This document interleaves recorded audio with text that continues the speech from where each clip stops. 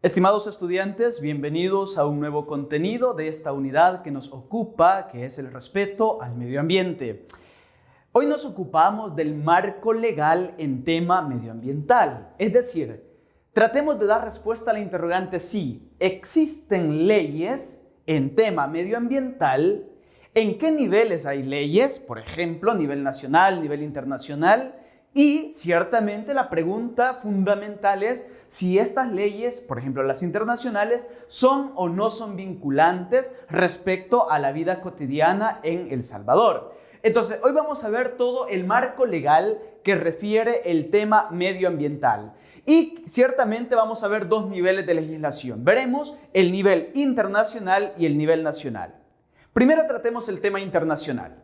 Y la pregunta fundamental aquí es, ¿las leyes internacionales en materia medioambiental, como también en otras materias, pero específicamente ahora que nos ocupamos de la cuestión medio ambiente, nos preguntamos si los tratados internacionales son vinculantes o no? Explico.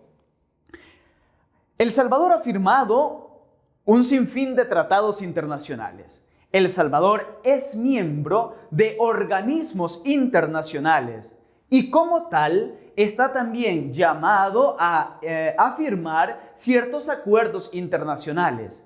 Ahora bien, esos acuerdos internacionales que El Salvador firma, ¿se convierten automáticamente en leyes para El Salvador? Esa es la pregunta de fondo. En derecho internacional se entiende que los principios deben ser observados, es decir, todos aquellos pactos que El Salvador firma, llámese acuerdo, llámese tratado, llámese leyes, etc., esos acuerdos deben ser respetados por los países firmantes. El Salvador, por ejemplo, es miembro de la ONU.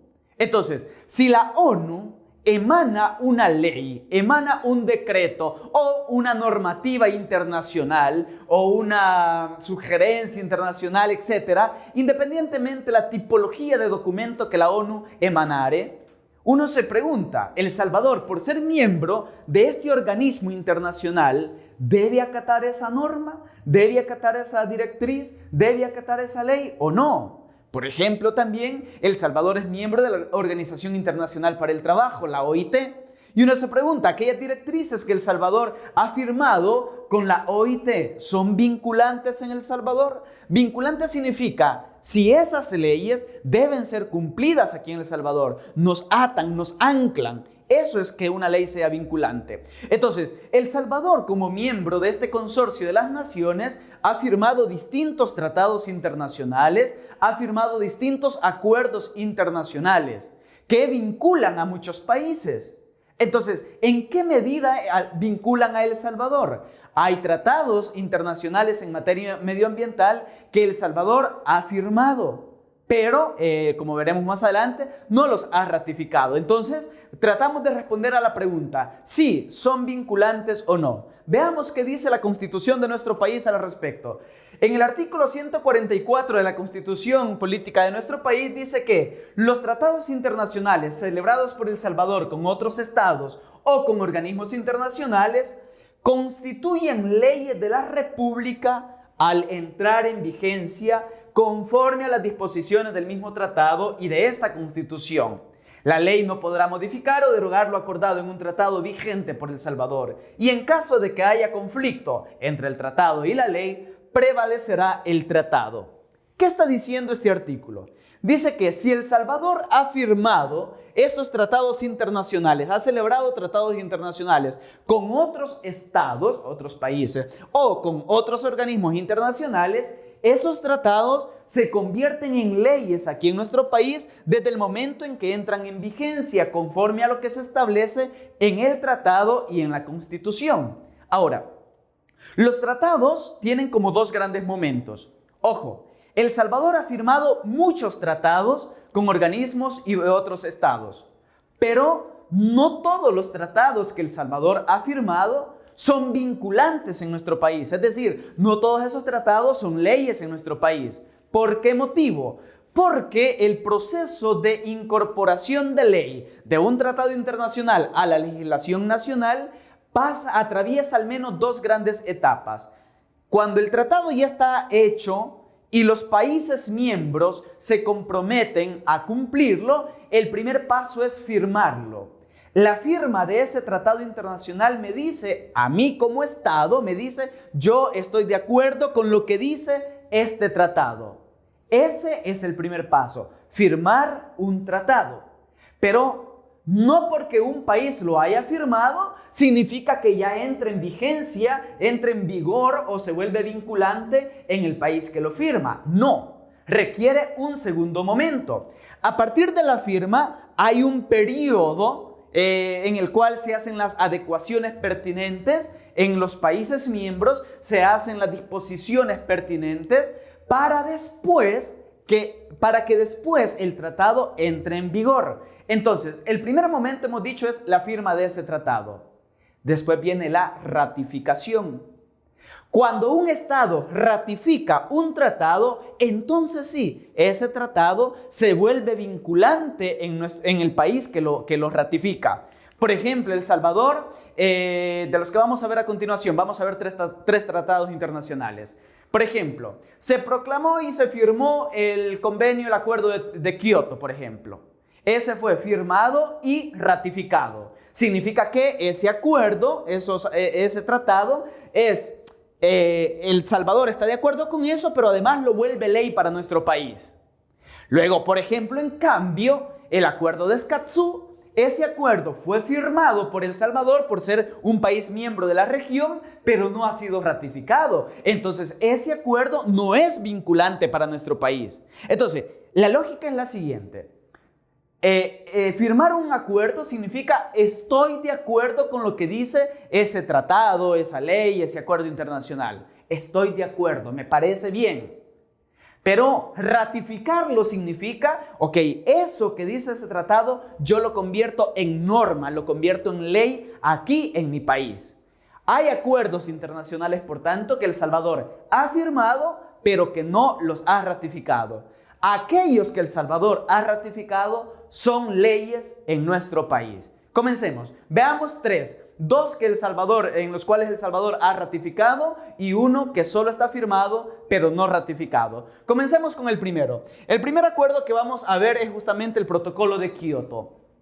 El Protocolo de Kioto, ojo, fue firmado el 11 de diciembre de 1995 y ratificado por El Salvador en el año 1998. Vean qué interesante. Fue firmado en diciembre del 95 y ratificado hasta el 4 de diciembre del 98. Hay básicamente 3 años que El Salvador tuvo que preparar la legislación nacional para que atendiera lo que establece este protocolo. Este es un primer documento que tenemos en materia medioambiental. ¿De qué trata? ¿Cuál es el acuerdo? ¿De qué va la legislación en este protocolo? Ojo, este es un acuerdo en el cual los países industrializados se obligan a reducir en promedio sus emisiones colectivas de 6 gases de efecto invernadero en un 5,2% para el periodo 2008-2020. Ciertamente esta es una propuesta que en ese momento quizá no vieron ni siquiera el alcance que iba a tener el proceso globalizador de nuestro mundo. Quizá no verían ni siquiera el alcance que iba a tener los desarrollos tecnológicos, los avances que sobrevenían. Ha sido preparado y firmado en el 95, ratificado por nuestro país en el 98 y se pretendía que para el 2020 al menos 6 gases de efecto invernadero, fueran reducidos en un 5,2%. Lo que es verdad es que en estas 2 décadas del siglo, de nuestro siglo, lo que se ha visto es un aumento en las emisiones de gases de efecto invernadero. El protocolo estableció que estos países industrializados deberán demostrar para el año 2005 un avance concreto del cumplimiento de sus compromisos. Ojo, en virtud de este protocolo, con el fin de hacer avanzar a la comunidad internacional hacia el objetivo de impedir interferencias antropogénicas peligrosas para el sistema climático, es decir, interferencias de origen humano, antropogénicas, de origen a partir del ser humano. Entonces, lo que se buscaba era reducir estas emisiones de gases de efecto invernadero. El Salvador ratificó también este acuerdo y, por tanto, se convierten en leyes en la segunda parte de este este contenido veremos las leyes nacionales que de algún modo responden también al tema de la legislación internacional. Entonces, este es el primer protocolo, el primer acuerdo que El Salvador ha firmado y ratificado. Y la materia de que trata este acuerdo es minimizar las emisiones de gases de efecto invernadero. Ahora bien, luego tenemos el Acuerdo París. Damos un salto en el tiempo para ver cómo se fueron sucediendo otros convenios, otros acuerdos en materia medioambiental. Y uno de los grandes que se ha dado es el Acuerdo París. El Acuerdo París entró en vigor el 4 de noviembre de 2016 y nuestro país lo ratificó de inmediato, el 18 de noviembre de 2016. Entonces, este acuerdo, ojo, fue suscrito inicialmente por 195 países miembros que en su conjunto generaban en ese momento el 97% de las emisiones globales. Y además, adoptó metas más ambiciosas que las que se establecían en todos los protocolos iniciales. El Acuerdo París, ojo, estableció el objetivo de mantener en 2 grados el aumento de la temperatura y, de ser posible, debajo de 1.5 grados. Su elemento central es un sistema de contribuciones. Vamos a ver. Para el 2016, los países se han dado cuenta que la industrialización ha avanzado a pasos agigantados. Ya no basta solo con mantener las emisiones de gases de efecto invernadero para que se reduzcan. No, ahora es necesario ver el tema del calentamiento global. Y entonces la idea del Acuerdo París es que mantener las temperaturas globales, el aumento de las temperaturas globales en 2 grados centígrados y, de ser posible, en 1.5. Aquí en nuestro país, El Salvador, hay zonas donde las temperaturas han aumentado en los últimos 10 años, hablo del 2015 en adelante, han aumentado escandalosamente 4, 5, 7 grados la percepción de temperatura que tenemos en las zonas. Zonas que, por ejemplo, antes se manejaban entre los 16 y 23 grados centígrados, ahora las temperaturas oscilan entre los 24 y los 36 grados centígrados. Es decir, los aumentos de las temperaturas han sido alarmantes. Los países firmantes de este acuerdo se comprometen obviamente en mantener el avance, el aumento de las temperaturas en un máximo de 2 grados centígrados para todo el planeta. Pero las estadísticas y todo el pronóstico sostienen que este aumento no se ha detenido, sino por el contrario, va aumentando año con año. Y como veíamos en la clase anterior sobre la cuestión de los cambios, de los efectos del cambio climático, sosteníamos que una de las consecuencias es la pérdida de los glaciares y con ello tenemos el derretimiento. En consecuencia, suben los niveles del océano y el ciclo pluvial lo tenemos mucho más fuerte que en otras épocas. Entonces, las temperaturas han aumentado. Hay un acuerdo internacional y yo quisiera insistir en esto. Vamos a ver. La idea de que estemos viendo estos contenidos es que seamos conscientes que los países sí han firmado acuerdos internacionales. Y como aquí estamos en una asignatura que se llama Realidad Nacional y tiene por competencia hacernos conscientes, críticos y analíticos de la realidad, entonces la pregunta es, ¿por qué? Si existen estos acuerdos internacionales, ¿por qué no vemos mejoras en el medio ambiente? ¿Por qué no vemos políticas que de verdad involucren de modo agresivo el tema medioambiental? Sino por el contrario, tenemos un proceso de desarrollo que no es sostenible, sino más bien devorador del medio ambiente. Lo estamos destruyendo. Entonces, seamos conscientes, los países sí han firmado acuerdos políticos en materia medioambiental, pero no se han comprometido en la práctica. En la práctica el proceder es toda otra cosa al discurso que se establece en las normas. Un acuerdo interesante que existe es el Acuerdo Escazú. El Acuerdo Escazú, este es para nuestra región. Fíjense, El Salvador es miembro, obviamente por la cuestión geográfica, de toda la región latinoamericana. Y toda esta región de Latinoamérica y el Caribe conforman todo un consorcio de naciones y firmaron un acuerdo, se llama el Acuerdo de Escazú. Este acuerdo es un acuerdo regional, ojo, y establece normas para América Latina y el Caribe que fue acordado en el año 2018 y que entró en vigor a partir de 2021 después que 11 países lo ratificaran. Otra vez, fue firmado en el 2018 y ratificado por 11 países en el 2021. El Salvador en el 2024 todavía no lo había ratificado. Al 2024 El Salvador todavía no ha ratificado el acuerdo de Escazú. ¿En qué consiste este acuerdo y cuál es la línea temática sobre la cual versa? Este acuerdo tiene que ver con el acceso y la participación ciudadana en temas medioambientales. Dicho en síntesis, así muy simplemente. Con este acuerdo lo que permitía era que la sociedad tenga acceso a material de información de la gestión pública en materia medioambiental. Es decir, que los ciudadanos pueden oponerse, con este acuerdo podrían oponerse a cuestiones que afectan el tema medioambiental. Imagínense, por ejemplo, la destrucción de los manglares, la destrucción de zonas boscosas.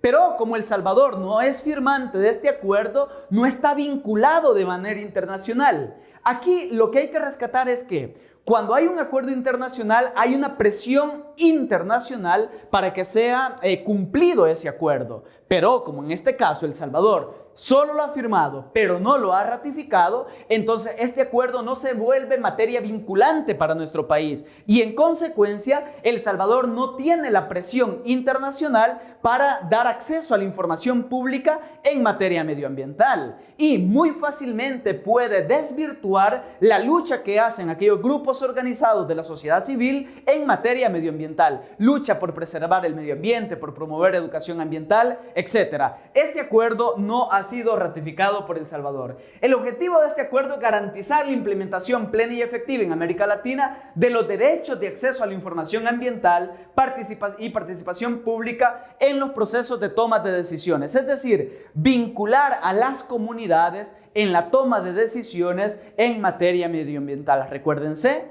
que en última instancia los principales afectados de las decisiones políticas que se toman en materia medioambiental es la sociedad.